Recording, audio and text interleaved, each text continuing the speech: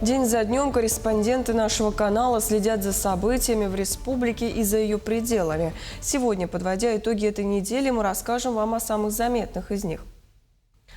Вы смотрите программу «Якутия. День за днем». В студии Дарья Короленкова. Здравствуйте. Коротко о темах.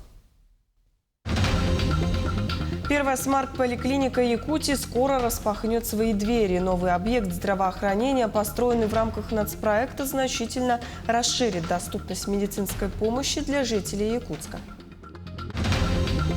Роспотребнадзор проверил школы Якутии. Нарушения выявлены в 37 учреждениях. Специалисты оценили готовность более 500 школ к новому учебному году. 135 лет на сцене. Русский театр Якутии готовится к открытию нового сезона. Узнаем, какие премьеры, сюрпризы и звездные гости ждут зрителей.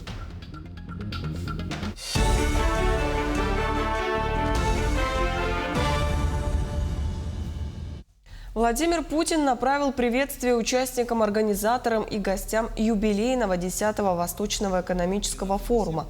Президент отметил, что центр мировой экономической активности все больше смещается в Азиатско-Тихоокеанский регион. Россия готова к конструктивному диалогу со всеми заинтересованными и партнерами и намерена активно участвовать в усилиях по построению в регион справедливой системы международных отношений, заверил Путин. Я прошу правительства.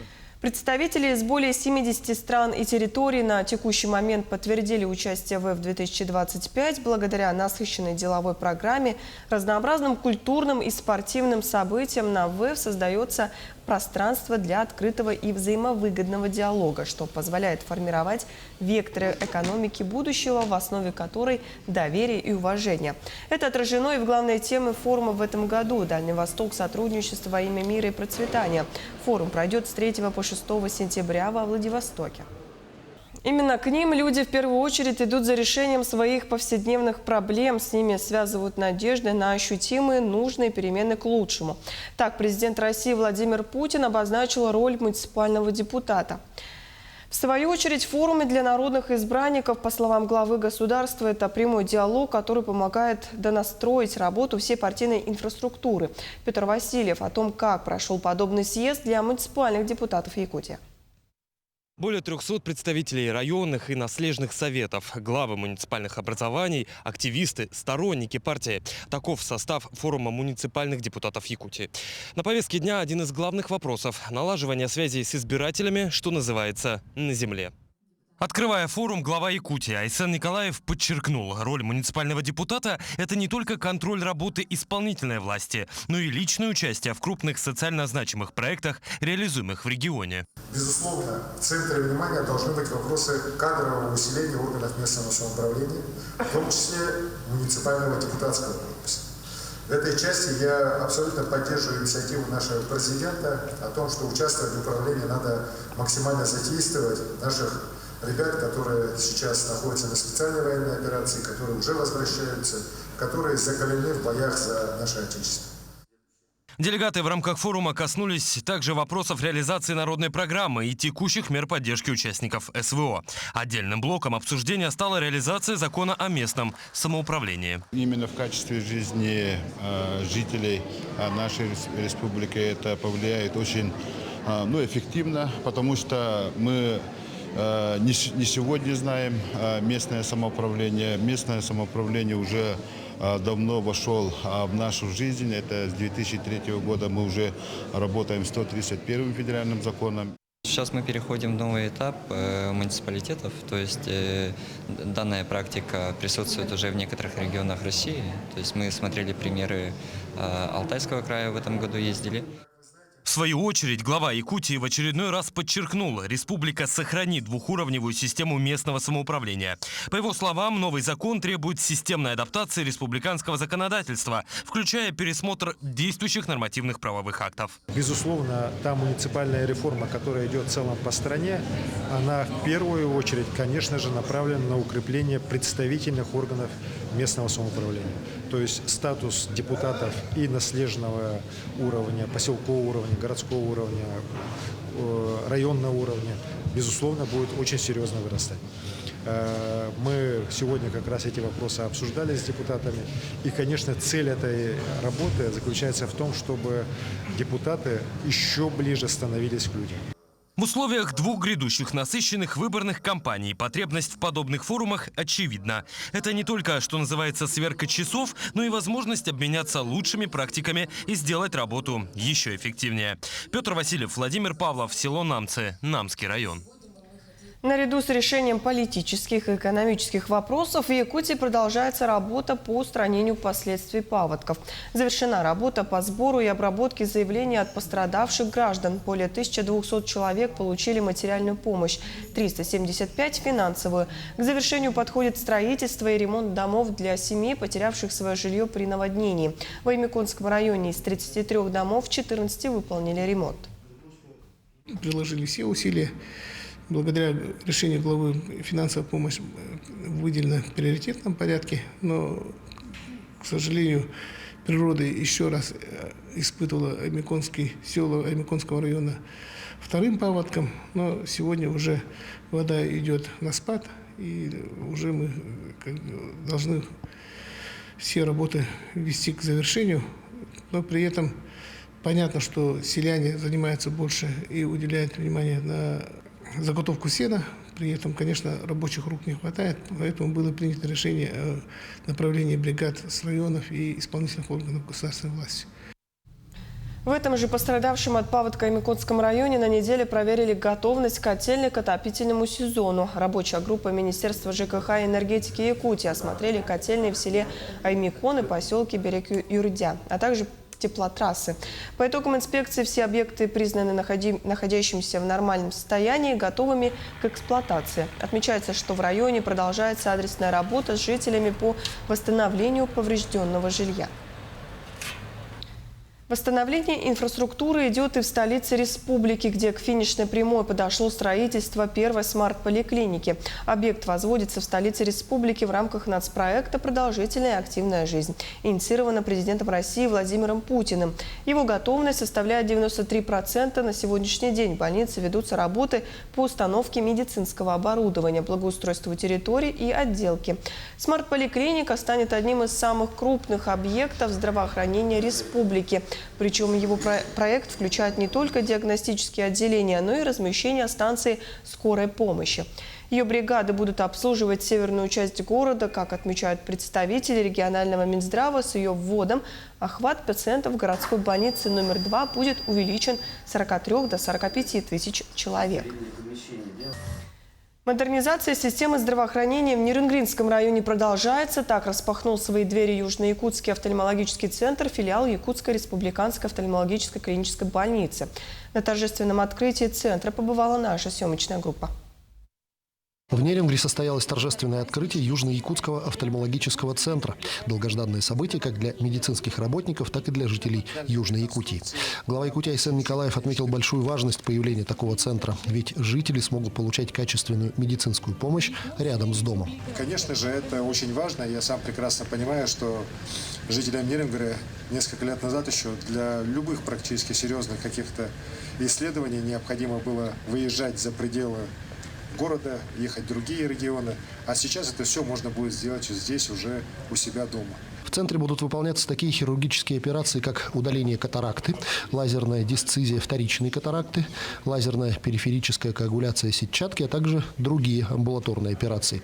Медицинское оборудование полностью доставлено и установлено, помещения подготовлены к приему пациентов. В центре будет функционировать операционная, палата, процедурный кабинет и кабинет для приема врачей. У нас специалистов 4 врача планируется здесь. Сейчас у нас 3 уже имеется, просто один врач у нас находится сейчас в отпуске, поэтому как она выйдет, она займется как раз амбулаторными операциями, почему у нас план-то и на 26-й год выстраивается. Что касается медсестер, то их 4. Также мы сохраняем свое присутствие в Чульмане, там будет медсестра и врач по графику будет там принимать. И администратор, значит, оптометриста планируем взять, кто будет подбирать как раз очки, это Мы знаем, что очень востребованная услуга здесь в Нерюнгри. Открытие центра значительно улучшит качество медицинского обслуживания жителей Южной Якутии. Пациентам больше не придется нести дополнительные расходы и выезжать в другие города и соседние регионы для получения высококвалифицированной помощи. Мне уже сделали 2 операции здесь, очень удачно. Сделали 3 недели назад жене операцию, тоже очень удачно. И я считаю, что это мое личное убеждение, что вот по моей модели, что эта точка, вот эта вот, которая... Отсюда начнется возрождение, второе дыхание города всего. Отметим, что на сегодня офтальмологическая больница Якутии входит в число лучших клиник по России в области офтальмологии. Иван Лазаренко, Захар Головин, Нерюнгри. Пока одни восстанавливают инфраструктуру, другие оказывают помощь нуждающимся. Так, добровольцы штаба «Мы вместе» продолжают активную работу по поддержке участников СВО. С приближением холодов волонтеры сосредоточились на изготовлении теплых вещей. К этой работе подключилось около 30 человек. На прошлой неделе было отправлено более 1 тонны гуманитарной помощи. Кроме того, в госпитале Улан-Удэ доставлено 70 килограмм необходимых вещей, включая инвалидные коляски, ходунки и костыли. В ближайшее время, после 10 сентября, планируется отправка очередной партии гуманитарной помощи. За 3 года нашей работы мы уже отправили своим воинам, участникам СВО, 126 тонн груза, гуманитарной груза. Также вот на прошлой неделе мы отправили более 2 тонн. Тоже вот груз отправили. И сейчас мы вот шьем из флиса, теплого материала. Если бы были материалы, много заказов поступает, могли бы, конечно, очень много шить. Наши мастерицы швеи опытные, день, 2, 3 костюмы шьют, представляете?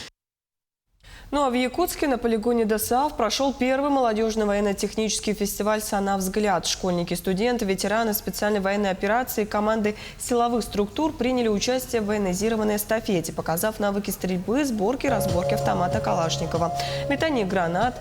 Фестиваль организован в целях вовлечения молодежи в патриотическое воспитание, чтобы школьники могли пообщаться и перенять навыки у ветеранов и специалистов силовых структур.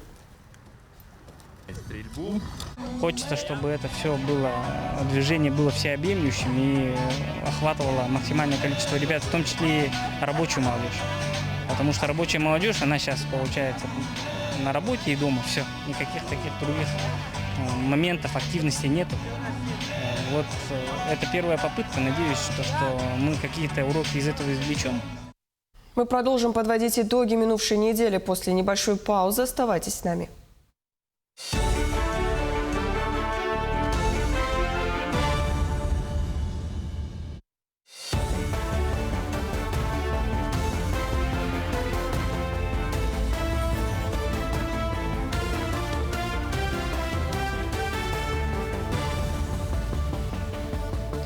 Вы смотрите программу «Якутия. День за днем». Мы продолжаем освещать самые заметные события уходящей недели. МРОТ в России вырастет на 20% с января следующего года, достигнув 27 тысяч рублей. Об этом сообщил глава Думского комитета по труду и социальной политике Ярослав Нилов. По его словам, индексация значительно превысит прогнозируемый и, вероятно, фактический уровень инфляции. Изменения коснутся доходов 5 миллионов россиян. Законопроект об индексации МРОТ правительство внесет в Госдуму в сентябре вместе с проектом бюджета на 2026-2028 годы. Якутия в этом году может установить рекорд по добыче угля, достигнув отметки в 50 миллионов тонн. Об этом заявил глава республики Айсен Николаев. За первые 7 месяцев текущего года уже добыто 30 миллионов тонн, что на 10% превышает показатели аналогичного периода прошлого года. Этот рекорд совпадает с 50-летием юбилеем Нерюнгри, угольной столицы региона. Ключевую роль в достижении этого результата играют компании «Элькауголь» и «Якутууголь». А вот школьников с 1 сентября ждут другие изменения. Минпросвещение ограничило время начала и конца школьных уроков. С 1 сентября школьный учебный день будет начинаться не ранее 8 утра и заканчиваться не позже 7 часов вечера для второй смены. Школы больше не смогут проводить нулевые уроки и обучать в 3 смены из-за введенного единого режима работы. Помимо этого, уроки 5 и 9 классов должны будут проводить только в первую смену. Кроме того, с 1 сентября в школах ограничат объем домашних домашних заданий до 1 часа в первых классах, до 1,5 часов во 2 и 3, до 2 в 4. Готовность школ к новому учебному году проверяет Роспотребнадзор. В 37 школах Якутии установили нарушения санитарных правил и норм. Таковы промежуточные итоги работы по оценке готовности образовательных учреждений к новому учебному году. Всего специалисты Роспотребнадзора провели 530 объектов, это 85% школ всей республики. При этом особое внимание инспекторы уделяют интернатам. Подробности в материале Саргаланы Неустроевой. Маршрут специалиста Роспотребнадзора в школе всегда начинается с кухни. Соблюдение санитарных норм и правил в пищеблоке – базовый минимум. 5 минут и проверка для кухни республиканской школы-интерната пройдена. Затем следует инспекция жилых помещений. И тут снова без замечаний. Нареканий к содержанию нет и у самих воспитанников интерната. 19-летняя Надежда Бадалова живет здесь с 8 лет и признается, что не хотела бы покидать родную альма-матер. Нет, такого нет, что что-то задевало, не нравилось. Все нормально. Кормят вкусно? Очень вкусно. Я являюсь тут воспитанницей с 2014 года. Это моя любимая семья, моя любимая школа. Я тут выросла. Следующий этап – проверка учебных классов. Оборудование стандартное, внутреннее убранство без излишеств. Все-таки помещения не новые, деревянные. Хоть и видно, к оформлению местный персонал относится с заботой о детях. В медблоке также чистота и порядок. И, наконец, самый волнительный этап обследования – вынесение вердикта. Да, школа выполнила пункты предписания, которые были выданы в мае месяце текущего года со сроком до августа. И по результатам контрольно-надзорных мероприятий школа готова к новому учебному году. Скажем прямо, результат был очевиден. Подготовку интернат начал еще в июне, ведь фронт работ предстоял большой. Это и промывка труб, и ремонт, и благоустройство, и еще много всего. Ведь приоритет местного персонала – счастье своих подопечных. Усилиями наших работников проведены ремонтные работы, заменены полы, заваленки отремонтировали, сделали ремонт отопительных систем, сделали ремонт тротуарных плиток, также дороги. Вообще в этом году у нас очень хороший ремонт. Список проделанных работ можно продолжать. Как отмечают специалисты Роспотребнадзора, в целом школы республики оказались готовы к новому учебному году. Исследования проводились даже по составу питьевой воды и воздуха. А для тех школ, где были установлены нарушения норм, были направлены соответствующие предложения. Саргалана Неустроева, Станислав Потапов, Якутск. Несмотря на выявленные нарушения, образовательный процесс в Якутии продолжает развиваться. В регионе стартует пилотный проект «Сетевой учитель», направленный на решение проблемы дефицита учителей физики, химии и биологии. С помощью онлайн-уроков, электронных учебников и других цифровых ресурсов ученики с 7 по 9 классы из 11 школ Сунтарского, Усталданского и Алекминского улусов получат доступ к качественному образованию. Глава республики Айсен Николаев, выступая на августовском совещании работников образования, поручил максимально расширить охват проектом малокомплектных школ после завершения пилотного этапа. Будут работать непосредственно с детьми 2 учителя. Один сетевой учитель, который находится в другой местности, да, территориально, но и будет обучать посредством применения дистанционных образовательных технологий. В самой же образовательной организации будет заменяющий учитель работать, то есть, иными словами, тьютор, который ассистент, да, который будет помогать сетевому учителю, чтобы повысить качество образования. Да, здесь применяются различные цифровые образовательные технологии, цифровые решения. Безопасность школьников – один из важнейших приоритетов. В Якутске прошли плановые антитеррористические учения. Все этапы прошли в условиях максимально приближенных к реальным. Силовые экстренные службы региона отработали действия при вооруженном нападении и при обнаружении подозрительного предмета. Отработка состоялась как в детских садах, так и в школах Якутии. Всего охвачено порядка 17 тысяч педагогов, сотрудников спецслужб, МЧС, МВД и Росгвардии. В ходе учений провели взаимодействие с экстренными службами, работоспособность сигнализации и систем оповещения при угрозе, а также эвакуацию обучающихся и персонала. Учения такие проводятся, в принципе, регулярно. Мы стараемся 2 раза в год, весной и осенью, когда тепло, эти учения проводить. Поэтому те дети, которые учатся не в 1 классе, они уже более спокойно реагируют на тревогу и знают, что самое главное – слушать учителя. Но в первую очередь не паниковать, потому что если учитель будет паниковать, то же самое будет происходить с детьми. И дальше очень организованно детей успокоить, забаррикадироваться, дать им указания о том, чтобы были выключены телефоны, чтобы никаких действий они не предпринимали.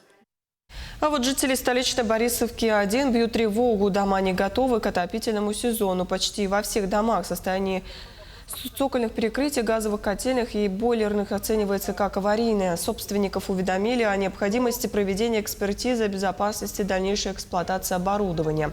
Если ее не провести, то 1 января 2026 года будет приостановлена подача газа, что приведет к полному промерзанию системы отопления, водоснабжения и канализации.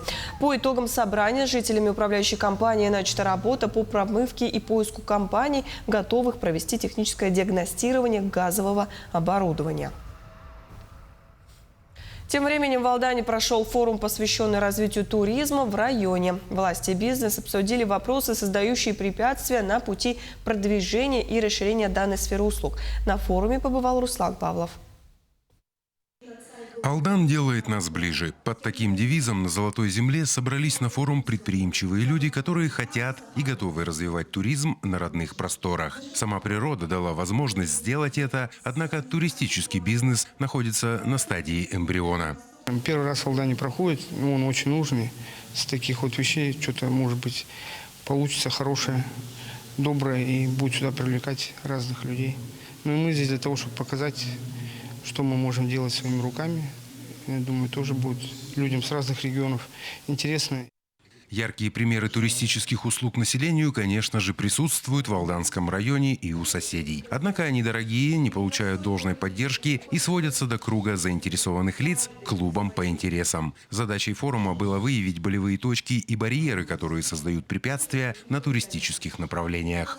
Свои умозаключения по развитию туристических услуг участники форума высказывали с явным азартом и напором, делились опытом, искали оптимальные пути решения вопроса. Беда еще и в том, что подобного общения попросту не хватает. Каждый варится в своем котле, решая проблемы и продвигая идеи в одиночку. Нужно в этом направлении работать и, может быть, какие-нибудь объединяющие группы создавать. Вот сейчас во время форума многие даже предприниматели попросили создать группу в ВК, можно в WhatsApp создать, в Телеграме группу, где были бы собраны вот все представители, не обязательно там турбаза, допустим, общепит, можно все, кто относится каким-либо образом к туризму. По итогам туристического форума были достигнуты договоренности чаще встречаться, что позволит создать плодородную почву для взаимодействия и сотрудничества. Руслан Павлов, Сергей Шипачев, Александр Лукин, Алдан. Русский театр готовится к открытию 135-го театрального сезона. Что ждать зрителям, узнал мой коллега Александр Хавренко. 2 месяца театральный зал пустовал. А сегодня в креслах не зрители, а актеры, звука и светорежиссеры, администраторы и другие сотрудники. Русский театр готовится к своему 135-му сезону. А это значит, актеров ждут новые роли и образы, а зрители новые захватывающие постановки с привлечением иногородних режиссеров, в том числе и с мировым именем. Мы возьмемся за венецианских близнецов Гальдони. Самое интересное в этом, что постановку будет осуществлять носитель культуры и языка. Вот. У нас приедет Антонио Кафера, который это режиссер с, уже на самом деле с международным именем, который мало того уже имеет постановки и в Российской Федерации. Вот. Да, человек из Европы, но абсолютно правильных взглядов. Также в планах у театра постановка «Трех мушкетеров» Александра Дюма и сказки для детей «Варвара Краса. Длинная коса». Но первой премьерой 135-го сезона станет постановка «Александр Невский». Автор литературной основы Сергей Прочев. Режиссером выступит Андрей Габышев. Личность Александра Невского глобальная, и, соответственно, и воплощение должно быть более глобальным. Мы постараемся задействовать всю труппу русского театра, возможно, даже привлечем актеров Саха-театра. Но при этом не хочется затягивать, делать очень долгий спектакль, нудный, да, исторический. Хочется это сделать более лаконично. Над этим мы сейчас и работаем по, как сказать, сжать эту пьесу, чтобы она была более доступна. Также у театра большие планы по гастролям, как односторонним, так и обменным. А еще в начале сезона в Якутск приедет комиссия премии «Золотая маска», на соискание которой планирует выдвинуть постановку Евгений Онегин. Но самое главное, что уже 5 сентября театр распахнет двери для своих зрителей, начав 135-й сезон со спектакля «Старший сын». Александр Хавренко, Владимир Павлов, Якутск. К этому часу у меня все. Такой была минувшая неделя глазами наших корреспондентов. Ну а я с вами прощаюсь. До встречи в эфире.